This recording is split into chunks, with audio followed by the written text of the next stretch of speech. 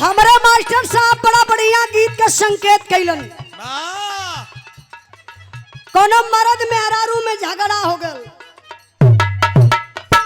मेहररुआ बड़ा दर्द में बा, जाय गई दुआरी पर बैठल बा, गाले पे हाथ धई के आंख से आंसू निकलत बा। तौले पड़ोसन एक से आ गई, पूछत ही का ये बहिन रोज बड़ा हंसत रहलू, आज कैसन बड़ा उदासी हो। दुल्हन अपन दर्द बतावत बा, का बतौलस?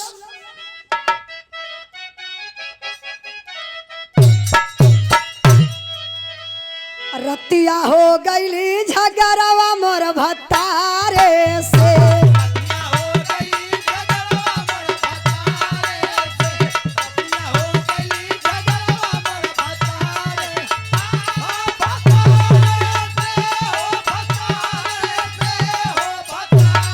रतिया हो गईली झगड़वा मोर भतारे से।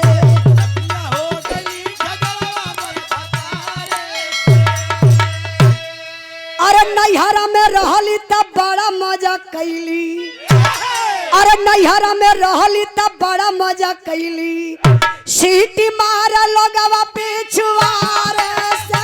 रतिया हो गईली झगड़वा मोर भतारे से, क्या बात है?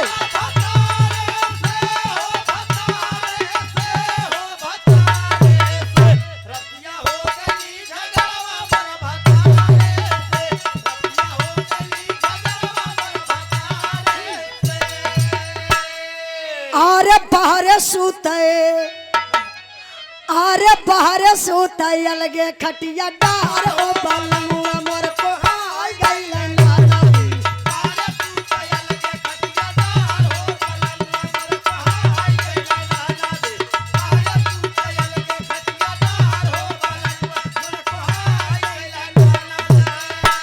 कावन कारणवा सैया हमसे कोहाइले,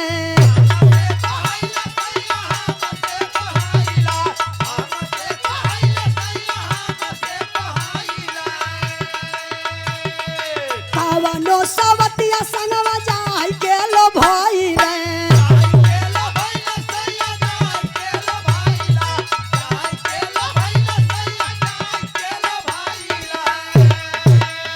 अरे उनके बिना, अरे उनके बिना छछन मोर परान हो बलमुआ